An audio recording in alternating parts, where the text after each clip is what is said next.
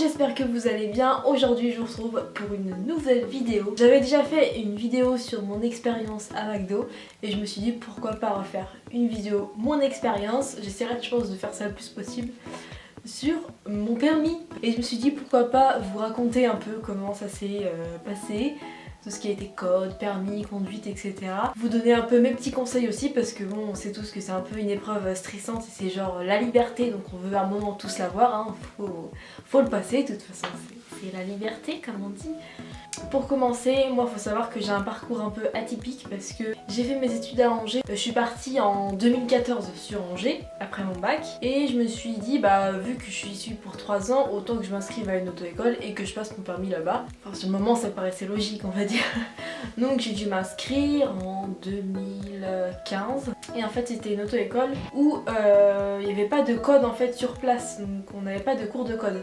Donc c'était tout par internet, sauf que moi au final je me suis rendu compte que c'était le pire truc possible parce que vu que je suis un peu feignante, enfin un peu beaucoup, je faisais mes trucs mais bon je les faisais parce que je devais le faire, je faisais mes cours mais ça me faisait chier en fait et au final j'apprenais rien, je faisais toujours plein d'erreurs. Et après bah voilà, j'ai arrêté pendant une période et à un moment je suis retournée les voir à l'auto-école et elles m'ont dit bah à la limite on peut commencer la conduite et que tu fasses un peu de code en même temps pour que tu puisses le passer, etc. Donc c'est ce que j'ai fait. Donc j'ai commencé à conduire, j'ai dû faire peut-être 15 leçons chez elle. C'est voilà, apprendre les bases et tout, surtout qu'Angers, c'est quand même c'est pas une grande ville, mais c'est quand même assez grand quand même. Hein. Si comparé à Cholet, bah voilà, il y a tout ce qui est périph, etc. Il y a quand même plus de monde à Angers. Donc ça me permettait aussi d'apprendre à conduire avec beaucoup plus de voitures. J'ai commencé les cours de conduite en, je dirais, 2016 et je finissais ma licence en mai 2017. Donc en gros, il fallait que ce soit assez rapide quoi. Mais je pouvais avoir le temps, mais si je passais mon code évidemment, parce qu'on peut pas passer la conduite si on n'a pas le code, c'est logique. Arrive mai, j'ai toujours pas passé mon code, parce que j'ai pas encore, c'est pas encore suffisant, et j'ai quand même 15 cours de conduite. Et le truc c'est que moi après sur Angers, je voulais pas y rester, je voulais retourner sur Cholet. Donc bah du coup j'ai quitté mon auto-école, ils m'ont donné mon dossier, et je me suis inscrite à une auto-école sur Cholet. Si vous êtes des Choletais, c'est l'auto-école des peupliers qui sont juste géniaux et en plus ils sont pas trop chers. Donc c'est un bon plan. Je me suis inscrite, je pense en septembre 2017. Mon prof, mon futur prof, m'a dit que lui il préférait que je me concentre sur le code, que je le passe et une fois que je l'ai, je commence les cours de conduite. Sachant que j'avais déjà 15 heures de conduite devant moi. Donc il s'est dit bah il n'y aura pas les bases à faire en fait. Donc du coup c'est ce que j'ai fait. On avait 2 fois par semaine, le lundi et le vendredi à 19h, ça dure 1 heure. Donc oui c'était très chiant. J'y suis allée pendant 2 mois à peu près. J'y allais toutes les semaines, vraiment, sauf si vraiment je pouvais pas, mais vraiment j'ai dû louper 2 cours. Et bah voilà, faut avoir minimum 5 fautes, maximum 5 fautes. Quand tu passes le code pour l'avoir. Et c'est vrai que je faisais souvent des 32 sur 40, des 30 sur 40, des 33, des 27. Enfin c'était pas du tout régulier. J'avais jamais eu en fait moins de 5 fautes. Du coup à un moment mon prof il est venu me voir puis il m'a dit bah ça serait peut-être bien que tu passes ton code. Je lui dis bah oui mais le truc c'est que j'ai jamais fait moins de 5 fautes donc... Il me dit oui mais bah moi c'est pas grave hein, tu le passes et tout. Donc bah je l'ai écouté, je me suis inscrite. Alors comment ça se passe maintenant c'est à la poste en fait. On est devant une petite tablette, on doit être genre 10 à tout casser, même pas. On a nos écouteurs et en fait on a des questions, hein, comme d'habitude, comme les cours de code. Les profs, enfin le surveillant, il regarde, il dit bien qu'il faut pas tricher, blablabla. Il nous explique comment marche la tablette. On passe le truc, donc bah moi j'étais un petit peu stressée mais ça va quoi. Je passe le truc et j'avais un bon ressenti, je me suis dit je pense que je vais l'avoir. Et ce qui est bien c'est qu'avec le code, on a le résultat assez rapidement. Moi je l'ai passé à 16h, à 19h je l'avais. Et j'ai eu de la chance. J'ai eu mon code du premier coup. Et je l'ai eu sans faute. Alors ça je me suis dit comment c'est possible.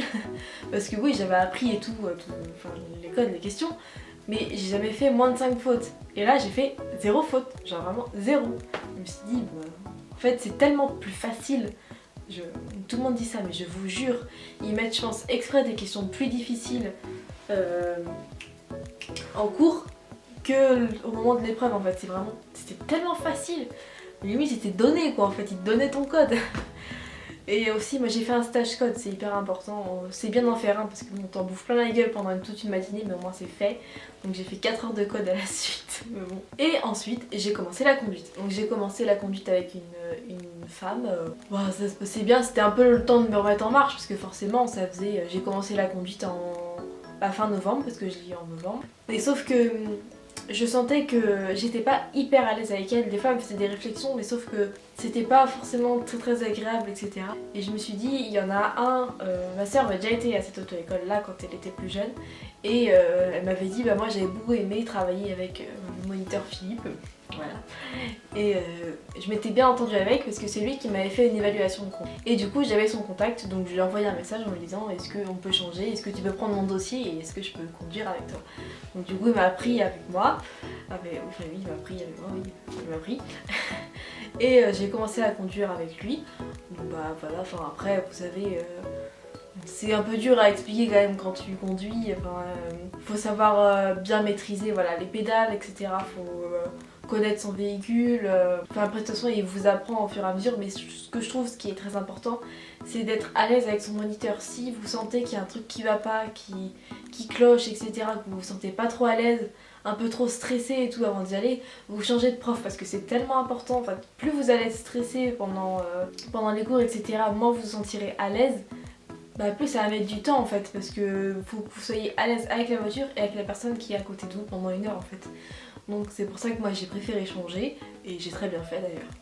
Donc du coup j'ai eu mon permis fin février, le 26 je crois, ou le 20. Non le 20 peut-être. J'ai eu mon permis le 20 et après c'est vrai que moi je l'ai repoussé 3 fois mon permis parce que la première fois c'était beaucoup trop tôt, je me sentais pas du tout prête. La deuxième fois j'avais passé un examen blanc, ils vous font ça aussi, un examen blanc c'est important. En fait c'est votre moniteur qui fait comme s'il était l'examinateur et il vous dit bah exactement comme le jour du permis en fait, tu vas à gauche, tu vas à droite, enfin vous allez à gauche, vous allez à droite, il te fait des petites réflexions si ça va pas, etc. Et donc ce jour-là, quand j'ai passé mon examen, on a été se garer sur le parking en fait où l'examen commence normalement. Et en fait j'ai eu genre une poussée de stress, mais je vous jure c'était horrible. J'étais tellement stressée, j'avais l'impression que je passais mon permis quoi. Alors le jour même c'était horrible, enfin j'étais complètement paniquée et limite j'avais l'impression d'avoir tout oublié. Donc enfin c'était vraiment n'importe quoi. À un moment il m'a demandé de faire un créneau dans une rue, il y avait des gens derrière moi. Et moi j'étais trop en panique, genre j'essayais, je regardais, j'étais où mais j'arrive pas. Alors que bon j'arrivais à les créneaux mais c'est pas le truc le plus facile. Mais c'était trop chaud, enfin voilà. Et il y avait des voitures derrière moi, et il y en avait une qui me faisait des appels de phare pour me dire laisse-moi passer et tout. Sauf que moi je l'ai pas vu. Donc bah genre il a freiné un gros coup et tout sur la pédale. Enfin j'ai tellement peur, j'étais tellement stressée. Et donc ça en fait c'est une faute éliminatoire, c'est un refus de priorité. Enfin, j'étais vraiment trop stressée. Vraiment horrible et je pense que je me mettais moi déjà trop la pression. Je me disais oui je vais absolument l'avoir du premier coup, en plus j'ai eu mon code du premier coup, si je les prends du premier coup tout c'est nul, il faudra que je le repasse machin. Du coup je me mettais grave la pression et en fait ça m'a pas du tout aidé. Et le fait de passer cet examen ça m'a grave fait relativiser, je me suis dit c'est pas grave si tu le loupes. De toute façon s'il dit que tu le passes c'est qu'il a confiance en toi, qu'il pense que tu peux le faire. Etc. Parce que c'est lui aussi qui m'avait dit passe ton code et puis au final je l'ai réussi du premier. Donc après on a redécalé et je l'ai passé un vendredi. J'ai eu de la chance parce que je suis tombée sur une femme très gentille, enfin l'inspectrice était très gentille. Donc on est parti, mais ça passe tellement vite je vous jure. Genre on a fait 25 minutes de conduite mais c'est tellement rapide. Genre limite j'ai l'impression qu'en 10 minutes c'était fait quoi, c'est fou. Et j'étais du coup vachement moins stressée, un petit peu mais ça allait. Et donc voilà, on commence, on fait de la conduite, elle te dit tu vas à gauche, tu vas à droite, etc. Je m'insère dans une 4 voies, faut aller quand même assez vite parce que t'as des voitures derrière qui sont genre à 90, toi t'es à 50, donc faut quand même que t'accélères. Donc elle m'avait fait une remarque là-dessus en me disant vas-y accélère et tout. Parce que j'avais 2 voies d'insertion à la suite donc c'était un peu chaud. Et elle m'avait dit en fait pendant que tu fais ta conduite, t'as genre une conduite autonome comme ils les appellent, donc ils te disent tu suis l'itinéraire par exemple Nantes, donc en gros tu roules puis tu suis les panneaux Nantes quoi. Enfin voilà. Et moi elle m'avait dit tu suis la Séguinière, donc je suis sur la 4 voies et en fait genre comme un moment de trou. Moi j'étais trop concentrée sur ma route et tout. Et à un moment en fait il y a la sortie la Séguinière et elle me dit mais c'est là la sortie. Je tournais genre hyper vite. Et j'ai oublié de faire l'angle mort. Non, le truc à ne pas faire, vraiment. Et vraiment, faites-le mais limite le plus possible. Regardez tout le temps partout, moi c'est ce que j'ai fait, regardez dans le rétro. Dans le rétro, dès que tu freines, tu tournes à gauche, tu tournes à droite, enfin tout le temps. Vraiment faire genre les mouvements limite hyper exagérés quoi, parce que faut qu'elle le voie, que tu fasses vraiment gaffe. Parce qu'après quand tu conduis tu fais plus ça. Tu te dis putain j'ai failli louper la sortie, j'ai pas fait l'angle mort, c'est mort et tout. Et c'est là en fait où faut pas que tu te déconcentres parce que tu te dis on sait jamais. Donc je me suis dit c'est pas grave, t'oublies, tu restes continu sur la route et tout. Donc voilà, on retourne en ville et tu dois faire une manœuvre. Donc créneau, marche arrière en angle, je crois peut-être, demi-tour. Et elle me dit bah tu vas me faire un demi-tour dans ce truc. Alors un demi-tour, comment vous dire que c'est le truc le plus facile du monde. Parce que même si c'est un demi-tour entre les deux trottoirs, c'est facile, je veux dire un créneau. Genre un créneau c'était ma hantise, je me suis dit je vais pas faire de créneau, je vais mon permis quoi. C'est tellement compliqué, enfin je trouve...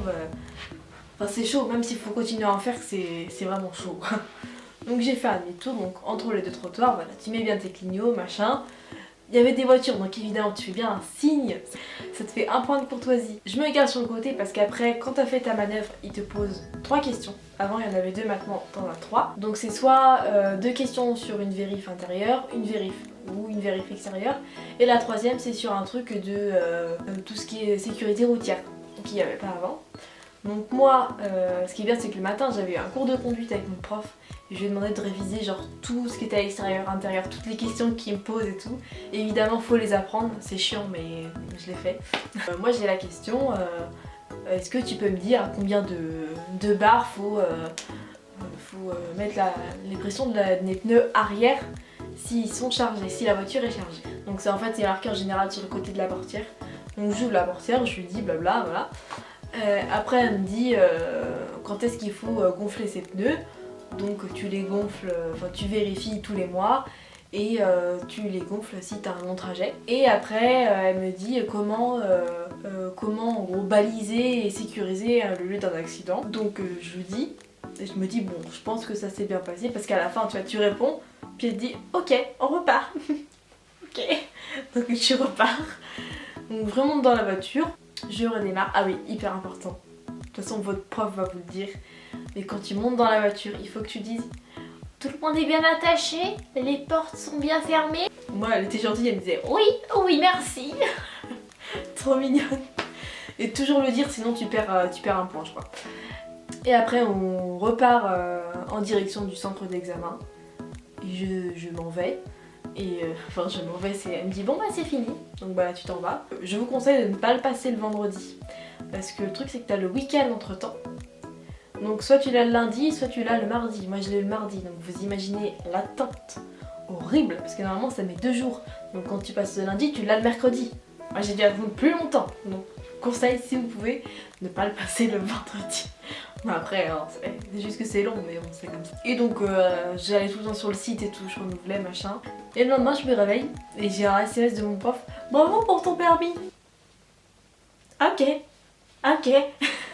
Donc j'étais vraiment trop contente parce qu'avoir son permis du premier coup en plus c'est juste génial, mais j'ai vraiment eu de la chance d'être tombée sur une examinatrice vraiment très gentille qui était pas hyper exigeante. J'ai eu de la chance d'avoir un demi-tour à faire et d'avoir des questions que je connaissais quoi. Si je peux vous donner des conseils, c'est essayer voilà, de relativiser sur le permis, de stresser vraiment un minimum, stresser normalement, pas comme moi, être vraiment à limite angoissée à l'idée de le passer et vraiment être concentré sur ce que vous faites et appliquer tout ce que vous avez appris, parce que vous n'avez pas appris c'est pas dans le vent en fait, vous le savez, et si vous êtes de le passer c'est que vous êtes capable de le passer. Après c'est vrai qu'on tombe sur des examinateurs assez cons, hein.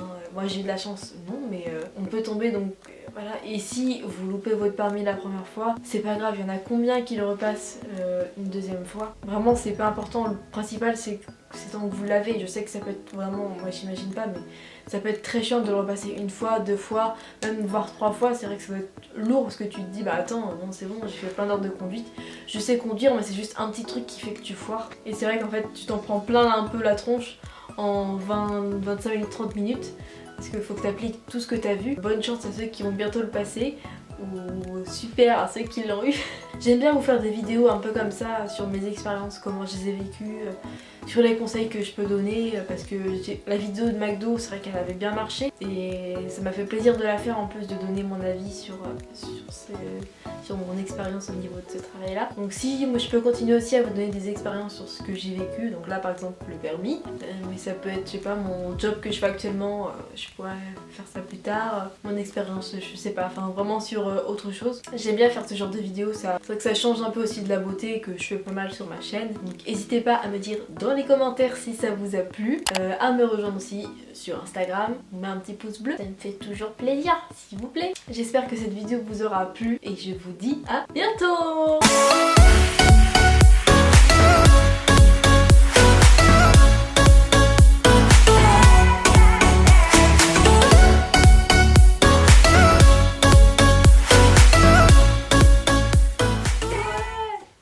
Et en prime, vous voyez pas, mais il y a mon petit chat. Coucou Gaspard.